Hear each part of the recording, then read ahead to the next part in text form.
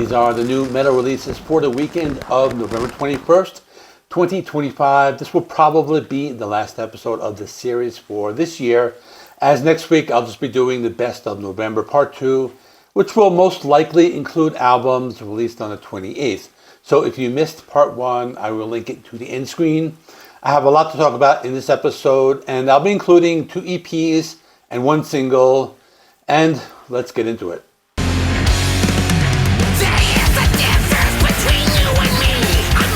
I'm going to start with a single that was just released from Metal Church. The song is called F.A.F.O, and as far as I know, this is just a standalone single for now. They will be releasing an album in 2026 via Rat Pack Records, but that's all I know for now. The most interesting thing about this new single is the fact that they have an almost completely new lineup. Founding guitarist Kurt Vanderhoof and longtime guitarist Rick Van Zandt are still in the band, but there are 3 new members. David Ellefson on bass, Ken Mary on drums, and Brian Allen on vocals. I don't think anyone had David Ellefson being in Metal Church on their 2026 bingo card. So that's some pretty good news.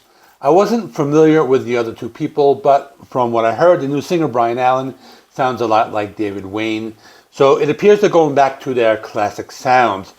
I thought the song was very good. The song title is okay. I know there have been other bands that used that particular song title before, but the music was very good. Sounds a little closer to thrash metal and their classic sound from their first 2 albums, so I'm looking forward to the new album. I remember I didn't like the last one that much, so I think this one will be better, so I'm looking forward to it.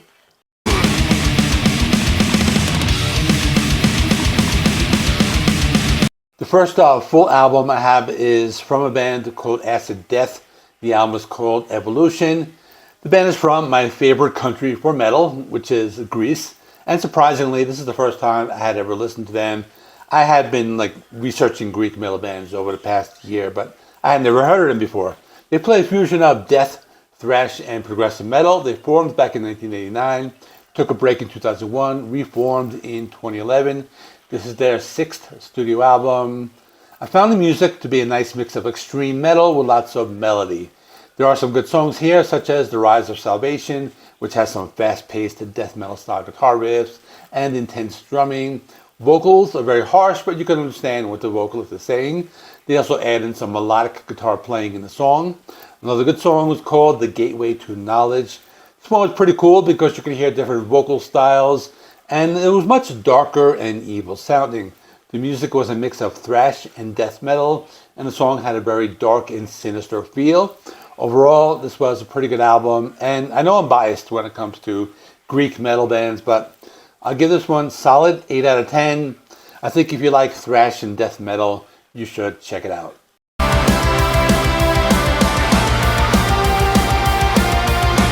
The next band I have is called Havamal. The album is called Age of Gods. This is a newer melodic death metal band from Stockholm, Sweden. They formed in 2016. This is their 3rd full-length album. I thought it was more of a mix of melodic death metal, power metal, and symphonic metal. It has a very big and epic feel. Lyrics are about Norse mythology. There are some good songs here, such as The Pagan Path, which has some big and epic instrumentation, deep guttural vocals, as well as fast-paced drums and killer riffs. But there's also a symphonic interlude right before the guitar solo. Another good song was called The Day of Reckoning. This was a slower pace with lots of big riffs and orchestration. Kind of reminded me of the band Amon Amarth. The song has lots of melodic leads and some deep guttural vocals. Then there was the song Hymns of the Fallen. This was more of an epic ballad that sounds like something you would hear while playing the God of War video game on a PlayStation, something like that. But overall, it's a pretty good epic metal. My score is another 8 out of 10 for fans of bands like Amon Amarth or Winter Sun or any of those other epic melodic death metal bands.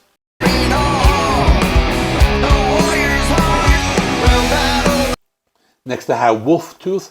The album is Wizard's Light. This is another fairly new band from Richmond, Virginia. They play epic heavy metal and doom metal. The band also writes about Norse mythology. It's their 4th full-length album. Music sounds how they are described.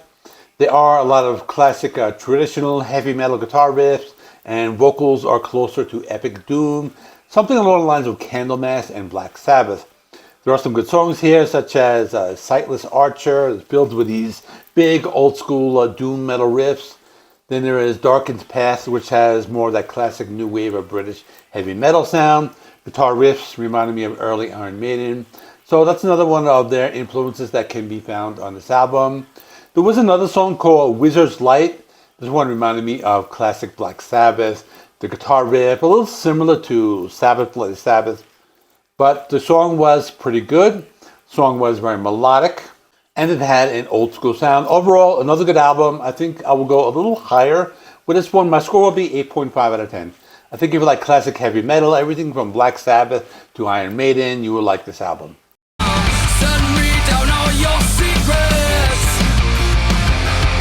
Next I have Beast Eagle with the new EP called Sorceress. This is a band from Omaha, Nebraska. It's their second EP. They formed in 2019. They play a mix of stoner metal and sludge. I thought they sounded a lot like Mastodon, so that's a good thing to hear. They also have a decent following in their city. They won an award for the best hard rock band from the Omaha Entertainment Award Association in 2025. The EP has 5 songs. It's about 19 minutes long. It's a concept EP where all the songs tell a story about a witch. Opening track is called Sharp Tongue with lots of energy and complex guitar riffs. Next song is called The Dead Follow. This one has some big and epic vocals with their lead vocalist named Kate Lewis. And there is Send Me Down with some classic doom and heavy metal riffs and some vocal harmonies. Overall, not too bad. For me, it's 7.5 out of 10. I think this band has a lot going for them. And hopefully they will release a full-length album sometime in the future.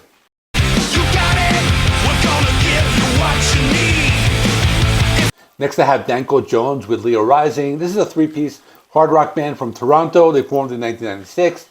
They play a mix of hard rock and punk. They have a pretty big following in Canada. They've been nominated for 6 Juno Awards.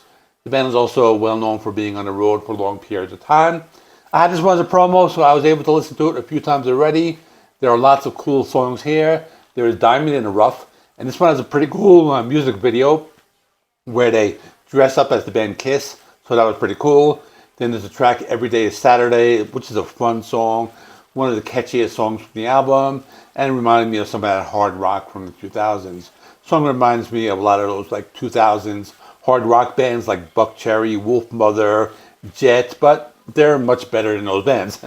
It's kind of song that sticks in your head. I like this a lot. And I don't know if it was intentional or not, but a lot of song titles seem to be derived from Kiss song titles like Love It Louder and Going Blind. I don't know if that's intentional. Overall, very fun hard rock album. My score is a 9 out of 10 because it has a very good replay value. I've been listening to it a lot. Songs are very catchy and memorable, and I like it a lot.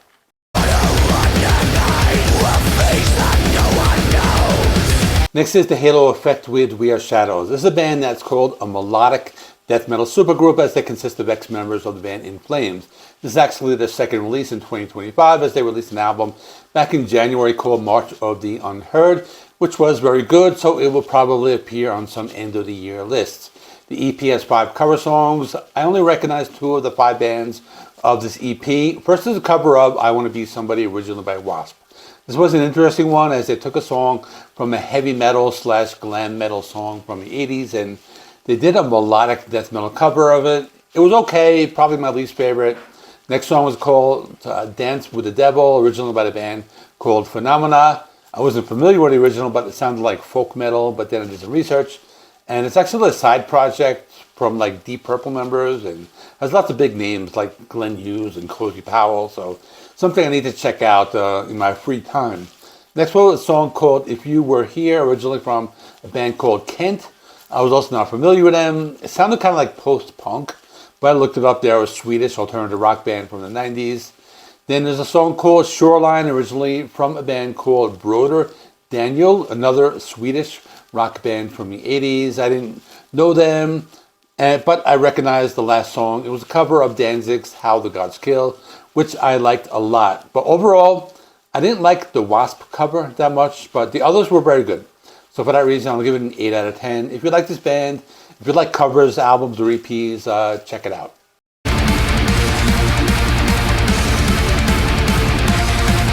Next is Bloodbound with Field of Swords. They are a Swedish power metal band and formed in 2004. I've known about this band. I also have one of their CDs in my collection. All their albums have a particular fantasy theme, whether it's Game of Thrones, Dragons, Vikings, or this new album, which is about the Middle Ages, which is actually a continuation of the last album. It's their 11th album, and they put out albums pretty frequently, about every 2 years. The music is power metal, so some tracks are very fast-paced and aggressive, others are more majestic and epic, and there are lots of good tracks here. For example, the album opens with Field of Swords, and it's a very fast-paced song with powerful drums and big and melodic vocals. Then there's a track As Empires Fall, which is more of a melodic, riff-heavy approach.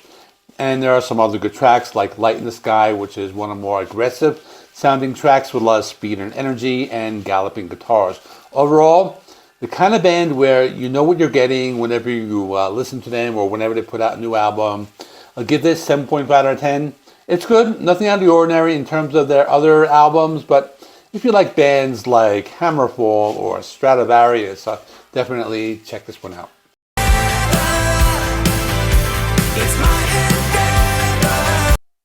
Next I have a band called Treat. The name of the album is The Wild Card.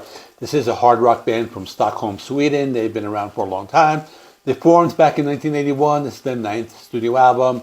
I've heard of this band before. I listened to the last one from 2022 called The Endgame. To me, they sound like European melodic hard rock, similar to bands like Heat, Wet, or Eclipse. I think of them as some type of like European Bon Jovi. They have this type of sound. It's very melodic. It's hard rock. There are lots of keyboards, and the songs are very catchy. They write songs as if they were pop songs. So they have lots of hooks and lots of choruses that stick in your head. The album features new songs, but the album is presented in a way so that it plays out like a timeline of the band from the beginning of the band to the present day. So in other words, they're trying to capture their sound from all their eras. So for example, the opening track is called Out With A Band. This has a very 80s melodic hard rock sound, similar to a band like Whitesnake. It's just a big arena rock song. Also a song called 1985. It has some big guitar riffs and soaring vocals. Sound like something that would be great if played live. And there's a song called Adam and Evil, which is a melodic rock song with a driving bass line. And the final song on the album is called 1 Minute to Breathe, which was kind of like a power ballad, but it had like a little bit of energy behind the song. So my score will be 7.5 for now. I think if I listen to it some more, it might go up. But check it out if you like catchy pop songs that are reminiscent of arena rock from the 80s.